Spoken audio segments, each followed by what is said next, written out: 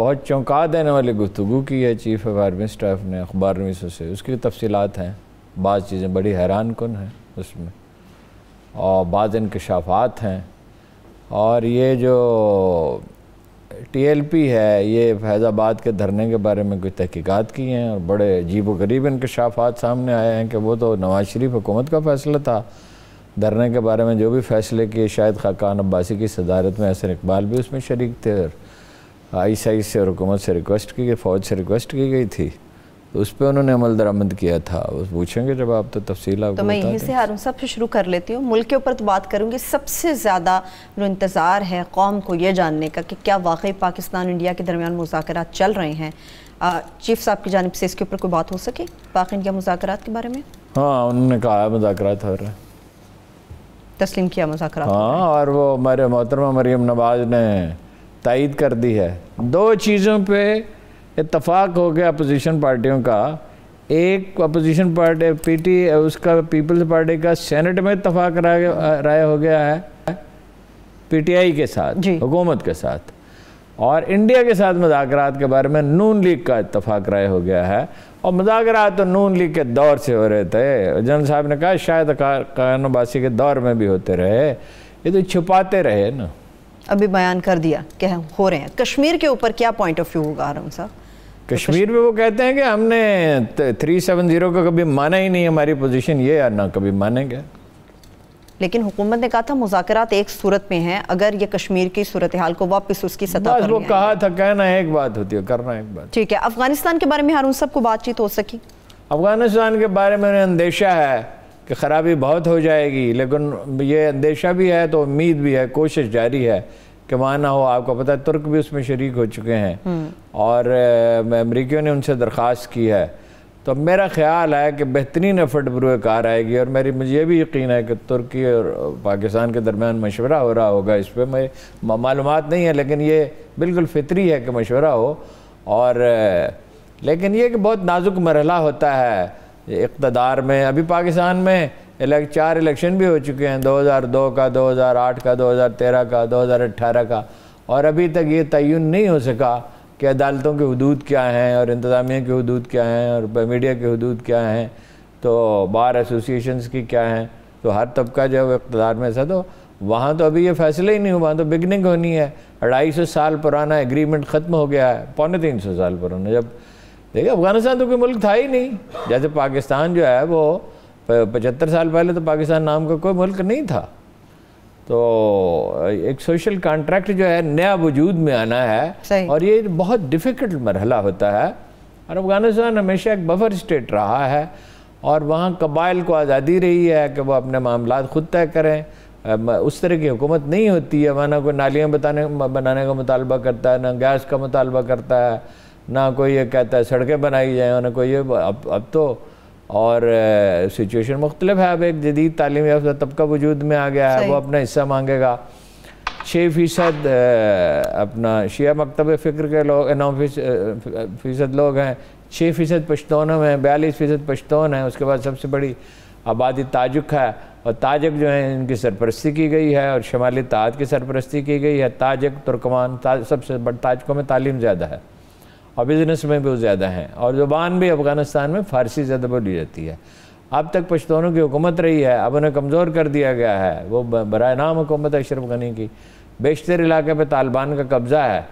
तो ये उसमें ये तो लोया जिरगा से हो सकता है कि ये सब इकट्ठे हों, 300-400 आदमी, 200 आदमी, जितने वो तय करें। ये एक उनका तारीख़ी, हर कौम का एक मिजाज और तरीक़ाकार होता है। सही। उनका मॉडल ये है कि हर ग्रुप के, एथनिक ग्रुप, रिलीजियस ग्रुप के लोग जमा हों और वो डिबेट बड़ी सख्त करते हैं। इतनी सख्त डिबेट करते हैं जैसे इतने कालीन बेचने वाले करते हैं। 7000 का कालीन आखिर में 1300 में बिक जाता है। तो वो, लेकिन ये कि फाइनली वो कोई फार्मूला एमर्ज हो जाता है और वो सब लोया जिरगा, चूँकि वो पूरी कौम का नुमाइंदा होता है, वो उसका ज़ामन होता है। फिर उसका तरीक़ाकार ज़मानत का तय किया जाता है, कमेटी बना दी जाती है। वो सफ़ेद रीश कहते हैं लोगों को, सफ़ेद दाढ़ी वाले लोग जो हैं, जो बुज़ुर्ग हैं, एल्डर्स, वो बैठते हैं। ज़रूरी नहीं उम्र बहुत ज़्यादा हो, लेकिन ये कि जो नुमाइंदगी करते हो, और वही that is the only way, और उसी पे कोशिश होनी चाहिए। लेकिन ये है कि इंडियंस खराबी कर रहे हैं जी, वो ये कर रहे हैं कि भाई अमेरिका को रोकने की कोशिश कर रहे हैं, अशरफ गनी की हमायत कर रहे हैं, ये भी सोचते हैं कि डिवीजन फौज भेज दें तो बहुत अच्छा है। अफगानिस्तान के सबसे बड़े पहाड़ी सिलसिले का नाम है कोहे हिंदू कुश। उसकी तरह हिस्ट्री दोबारा बता दें सुनने वालों को। उसका नाम क्या है? वो उसके महमूद गजनवी के ज़माने में हुआ था, वो पूरे का पूरा लश्कर ही मार डाला था। सब्तगीन ने छोड़ दिया था, इन्होंने खुदकुशी की खुदसोजी की धमकी दी थी, हम सब जल मरेंगे, उसने छोड़ दिया। महमूद आया तो महमूद एक मुख्तलिफ आदमी था, उसने कहा जल मरो या जो मर्जी करो, ये हमारा इलाका है, तुम यहाँ रोज़ आके जंगें करते हो।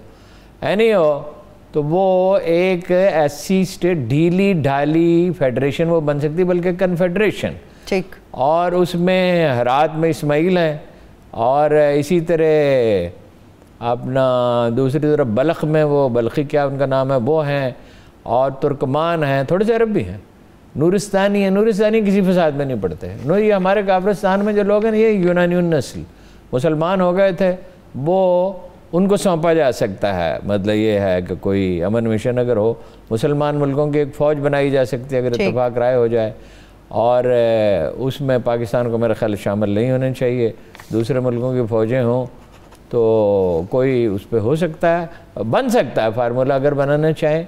ये तमाम लोग जो हैं अंदेशों का शिकार हैं, और ज़ाहिर है कि वो उनके अंदेशे दूर होनी चाहिए। वो एक कौमी दस्तावेज़ बननी चाहिए, उस पर अमल होना चाहिए, पाकिस्तान उसमें मदद कर सकता है। ईरान को शरीक करना चाहिए बातचीत में, वो एक फ़रीक है। रूस को शरीक करना चाहिए, कोई सेंट्रल एशिया में उसके लिए वसाइल पैदा होंगे अगर यहाँ खाना जंगी भी हमारे लिए भी होंगे। और चीन को शरीक करना चाहिए, वो भी पड़ोसी है। अमेरिका को शरीक करना चाहिए, लेकिन ये है कि वो अमेरिका इंडिया को शरीक करने पे बज़िद होता है। भाई इंडिया का वो बार्डर उसे लगता नहीं है, तो इंडियन फसाद करने की कोशिश करेंगे। बहरहाल जनरल साहब ने अंदेशा भी जाहिर किया, उम्मीद भी जाहिर की। अली वज़ीर के बारे में कोई बात हुई यार साहब? अली वज़ीर के बारे में उन्होंने कहा कि उसका एक बस स्टैंड था। मसला ये कोई नज़रियाती उसूली मसला नहीं है, वो हटा दिया गया ज़ाहिर है, तो उस पर उसने जनाब इसको कौमी मसला बना लिया है। और भाई उनका तो कोई मुतालबा ही नहीं है ना, तो अफ़गानिस्तान के कहने पे, अफ़गानिस्तान इंडिया के कहने पे कर रहा है। वो मतलब इस तरह की तहरीकें उठती हैं, ख़त्म हो जाती है। बख्तौनिस्तान की इतनी बड़ी तहरीक थी जिसकी कोई हद नहीं है, आदमी ट्रेंड हो रहे थे गफ्फार खां की ज़िंदगी में, वली खां की ज़िंदगी में, वहाँ मुसल्लह गिरोह तैयार किए जा रहे थे, वो ख़त्म हो गया। तो ये कि बेचारे ठीक है, अखबार नवीस से मुलाकात की। इमरान खान साहब सहाफ़ी और मीडिया के बारे में क्या राय रखते हैं सब जानते हैं, चीफ साहब क्या राय रखते हैं सहाफ़ी और मीडिया? चीफ साहब ने कहा हमें सब मालूम है कौन अखबार नवीस गैर मुल्की सफारत खानों में जाते हैं और क्या बातें करते हैं। उन्होंने कहा वो कौन लोग हैं? उन्होंने कहा ये आपके सामने जो लोग बैठे हैं इन्हीं में से हैं, 30 आदमी थे, उन्हीं में से कुछ लोग थे, और वो हमें भी पता है। खैर ऐसी क्या बात है। और मीडिया के बारे में उनका क्या ख्याल है? मीडिया नहीं, मीडिया के बारे में कोई नेगेटिव बात नहीं की। उन्होंने कहा बाद लोग चंद ऐसे अनासर। ठीक है, हारून साहब, मियां नवाज शरीफ साहब के बारे में चीफ साहब क्या सोचते हैं, क्या समझते हैं कि क्या होना चाहिए? उन्होंने कहा हमने उनके साथ तावन किया था। मैं तो खैर उसका आई विटनेस हूँ। मेरी तो उस ज़माने में कुछ हम लोगों से मुलाकातें भी हुई थी। अब तो मैं जाता नहीं हूँ कहीं, आता जाता नहीं। अब मेरी सेहत इसकी इजाज़त नहीं देती कि मैं घूमता फिरता रहूँ, मुझे थोड़ा आराम की ज़रूरत होती है। तो वो वैसे वो सबको पता है कि तावन किया था उनके साथ, अफ़गानिस्तान और इंडिया के साथ मफाहमत की कोशिश में तावन किया। वो नहीं हो सकी मफाहमत, वो इंडिया और अफ़गानिस्तान की वजह से नहीं हो सकी। फिर वो डॉन लीक्स का मसला था, उसमें जो वादे किए थे उनसे मुकर गए, तो फिर जाहिर है फिर जो होना था उनका इनके साथ होगा। ज़ाहिर है सवाल ये हुआ कि इनके साथ आपने तावन किया है, तो उन्होंने कहा नवाज शरीफ के साथ नहीं किया था तावन, पूरा तावन किया था उसके साथ। ठीक है, यानी इधर से भी तावन है, उनके साथ भी किया गया था। बात तो अब भी हो रही है। ठीक है, बात तो कोई है ही नहीं जिसकी बात ना हो रही हो। कोई पॉजिटिव वे में बात हो रही है, वापस आने की गुंजाइश है या वहाँ बैठ के सियासत? ये नहीं मुझे पता, लेकिन बात तो होती रहती है। तो बात बाहर कैसे चलेगा? वो ऐसे बात के बगैर ही चलेगा। शहबाज शरीफ ऐसे रहा होगा, हमजा ऐसे रहा होगा। ठीक है, शहबाज शरीफ वैसे आज अंदरून लाहौर पहुंचे हुए थे, उन सब कुछ विजिट कर रहे थे, चीजें पुरानी यादें ताज़ा कर रहे थे। हाँ जी, वो टेम्पटेशन होती है वज़ीर आज़म बनने की। एक अब सेंसिटिव मामला, क्या एक अखबार नवीस से उन्होंने कहा कि आप पे किसने हमला किया था? उन्होंने कहा FIR करा दें। और उन्होंने ये भी कहा कि मैं कायम हूँ इस बात पे कि उन्हीं की तरफ से हमला हुआ था। नहीं तो ठीक है ना, उसकी तहकीकात होनी चाहिए, सबूत है, बात उसकी ठीक है, FIR कराएं फिर। ठीक, बात तो देखिए ना, उसका हक है ना FIR कराए, तफ्तीश होगी, जो होगा वो सामने आ जाएगा। अगर कराया है उन्होंने तो सामने आ जाएगा। ठीक। सेंसिटिव मामला टीएलपी, हारून साहब, उसके बारे में कोई बात हुई या सरफ नज़र किया गया उसमें? नहीं, टीएलपी के बारे में बड़ी बात हुई। अच्छा, वो 2 दिन से जो मैं कह रहा था कि भाई मरकजी दायरे में आना चाहिए, मैं तो यही कहता आना चाहिए, उन्होंने कहा आएंगे मरकजी दायरे में, आएंगे। हाँ, इतना ही कहा है। अब आप मेरी तरफ आप देखें, मेरे पास इसका जो मतलब कहा है हारून साहब, इसके इसके कई ऐसे मामलात हैं, कई पहलू हैं फिर जिनके ऊपर बड़ी तफसील से बात हो सकती है कि अगर वो मरकजी धारे में आएंगे, आने वाले वक्तों में भी वो एक जमात, बड़ी जमात के तौर पे देखेंगे।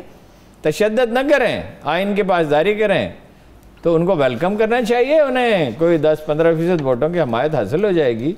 अगले इलेक्शन में उनका बहुत से लोग मंतखब है। कितने वो टिकट देने पे भी मुनसर है, पार्टी की तंजीम पे भी मुनसर है, लीडरशिप की क्वालिटी पे भी मुनसर है, किन लोगों को सूबों में वो जिम्मेदारियाँ देते हैं उस पर भी मुनसर है, और इस पे भी मुनसर है कि भाई कितना उलमा और शयूख उनसे तावन करते हैं। हर कोई अपनी चौधराहट चमकाने की कोशिश करता है। ये सारे लोग जिन्होंने हमायत का ऐलान किया है मौलाना हाफिज साद रिजवी की, तो वो सारे उनके दरअसल हामी तो नहीं है, नहीं सारे उहदे मांगे गए। ये उसी तरह जैसे पॉलिटिकल पार्टियों में होता है, तो it needs a lot of effort. 2-3 साल लगे रहें, बड़ी अच्छी तंजीम बना लें और ये ऐलान करें कि तशद्दुद तर्क करेंगे, और पुलिस से उनकी मसाले तो नहीं चाहिए, खून बहा अदा किया जाना चाहिए, उनके जो लोग मरे उनका भी अदा किया जाना चाहिए, उनका भी अदा किया जाना चाहिए। पुलिस वालों के साथ भी ज़्यादती हुई है, और जो है जो भी उनके साथ बातचीत हो रही है।